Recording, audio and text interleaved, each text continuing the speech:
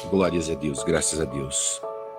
Soberano e eterno Deus, maravilhoso, amado, eterno e bendito Pai, em nome de nosso Senhor e Salvador Jesus Cristo, vimos a Tua presença, Senhor, para pedir a Tua misericórdia, o Teu amor, o Teu perdão, a Tua ajuda, para pedir, Senhor, a Tua bênção, o Teu milagre, para pedir, Senhor, que o Senhor esteja conosco nesta semana, nesta segunda, terça, quarta, quinta, sexta, sábado e novamente, Senhor, no domingo, para que nas Tuas mãos nos sintamos protegidos, sejamos abençoados, nas Tuas mãos sejamos guardados, porque sabemos que Tens um carinho de Pai pelo Filho, recém-nascido em cada um de nós.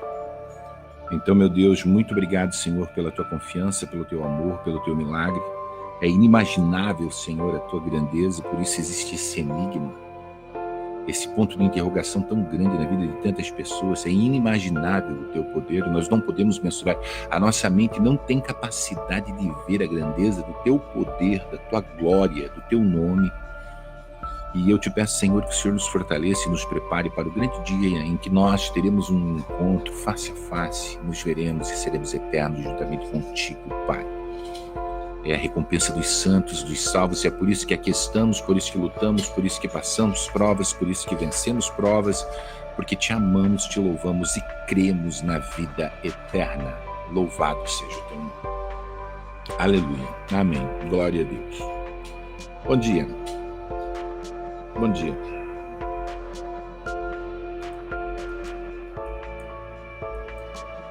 Segunda-feira é um ótimo dia para falar de Deus. Vamos buscar um versículo bíblico.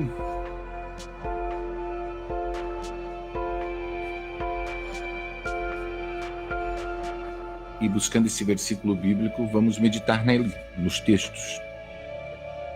Eu abri a Bíblia, abri por abrir, né? No Evangelho narrado por João, nós vamos ler a partir do versículo de número 60. Diz assim, capítulo 6, versículo 60.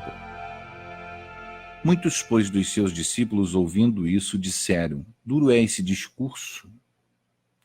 Sabendo, pois, Jesus em si mesmo que os discípulos murmuraram a respeito disso, disse-lhes, isso vos escandaliza?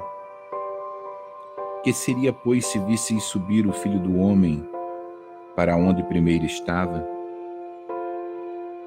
Oh, glória! É isso. Veja bem, Jesus ele estava discursando e ele estava falando para os discípulos, né, que o que precisava ser feito para ter salvação, o que precisava ser feito para poder ter a vida eterna. E ele começou a dizer assim, olha, eu sou o pão da vida. Todo aquele que comer desse pão nunca mais terá fome. Nunca mais terá fome. Eu sou o pão vivo que desceu do céu. Era o discurso que ele estava fazendo. Se alguém comer desse pão, viverá para sempre. É eterno. E o pão que eu der é a minha carne, e eu darei pela vida do mundo. Cordeiro sacrificado no altar, que era a cruz.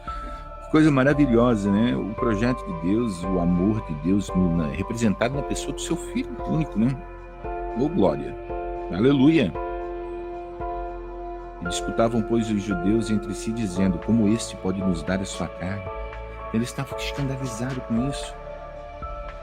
Quem come a minha carne e bebe o meu sangue tem a vida eterna, e eu o ressuscitarei no último dia. Eles estavam vendo no material, eles não conseguiam ver no espiritual. Esse discurso estava sendo dado por Cristo e eles começaram a se escandalizar. Mas hoje em dia nós não nos escandalizamos, porque hoje em dia nós entendemos claramente que todas as profecias se cumpriram em Cristo, que naquele momento ele não estava falando do seu corpo físico, ele falava do seu corpo físico, mas numa linguagem completamente espiritual, onde ele dizia que o seu sacrifício, que era na cruz, se aceito por qualquer homem, a qualquer tempo, em qualquer nação deste mundo, como sacrifício expiador dos pecados que praticou, essa pessoa está perdoada. Existe um sacrifício único, senhoras e senhores. Existe um único sacrifício, uma única promessa dada por Deus para que se tenha vida eterna. Não existe outro caminho. Existem as religiões que pregam a reencarnação, né? A reencarnação. São religiões espíritas, budistas, né? Hinduístas, que pregam a reencarnação. Mas a Bíblia, que é o livro sagrado dos cristãos, a Bíblia diz: ao homem está ordenado morrer uma só vez, e depois disso o juízo. Ou seja, nós somos seres independentes que temos um determinado período de tempo por sobre a face da terra para mostrar para Deus que somos dignos de merecer a eternidade. Certo? Merecer a eternidade. Então veja bem, para merecermos a eternidade, nós precisamos andar no padrão de Cristo, mas para entrar no padrão de Cristo, nós precisamos compreender os seus ensinamentos, que é o Evangelho, é as boas novas da salvação. E o Evangelho é extremamente pacífico, né? O Evangelho é extremamente amoroso, cheio de paixão. O Evangelho é extraordinário. O Evangelho diz para amar o próximo como a si mesmo, como Cristo amou a igreja, né? Então é algo extraordinário que tem que ser colocado em prática. E aí sim, Deus ele nos dará a revelação das grandes coisas que estão para acontecer. Deus nos dará a revelação das maravilhas, da sua onipresença, da sua onipotência, da sua glória, né? Deus nos dará aquilo que nós precisamos para crescermos como jovens espirituais, saindo de um padrão menino para um padrão mais adulto, né? E prosperando na fé, cheio de experiências com o Espírito Santo de Deus. Amém, meus amados? Então, nunca falamos que o Evangelho seria algo fácil, mas é algo simples. É uma maneira de viver extraordinária. É um padrão de vida onde um dá a mão para o outro. É maravilhoso, sabe? Você só tem que ser como ele foi, né? Uma pessoa boa. E isso é maravilhoso. Mas quando eles ouviram falar que Jesus ia partir o seu corpo, meu corpo que é partido por vós, eles imaginaram o físico sendo alimentando o espiritual. Eles não viram o sacrifício do cordeiro. Porque era um homem, era um ser humano, eles não viram Deus entregando o seu filho. Sim, é claro, não era todo mundo que cria nos ensinamentos de Cristo. E tampouco o Evangelho era propagado da maneira que é. Existia um grupo de galileus ali na Galiléia que fazia milagres extraordinários.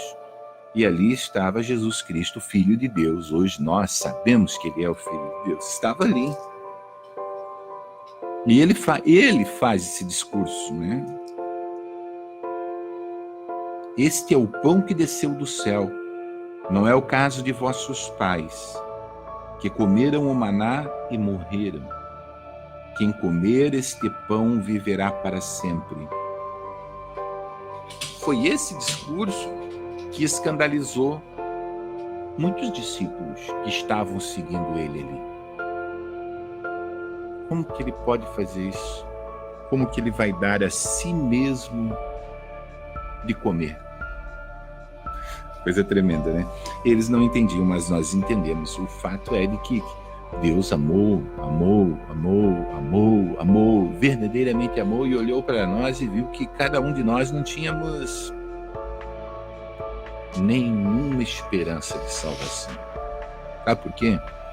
Porque nascemos no pecado, vivemos no pecado, aprendemos do pecado, comemos do pecado, andamos em pecado. E nós somos feitos do bem e do mal.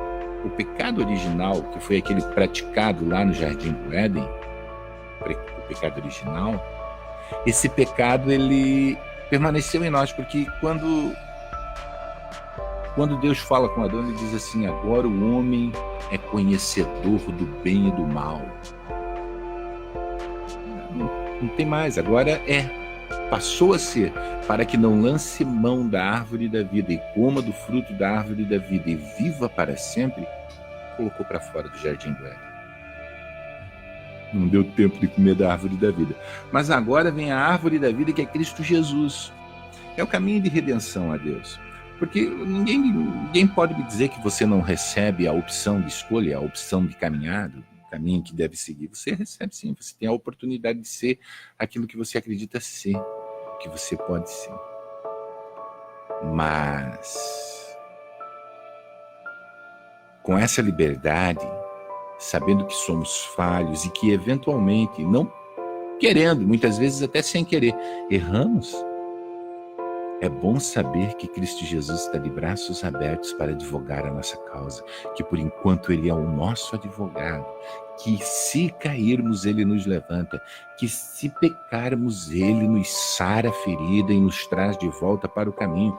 Basta irmos até Ele e reconhecermos nele a salvação. Certo? Tá bom, meu amado. Eu quero te ver lá na glória, tá?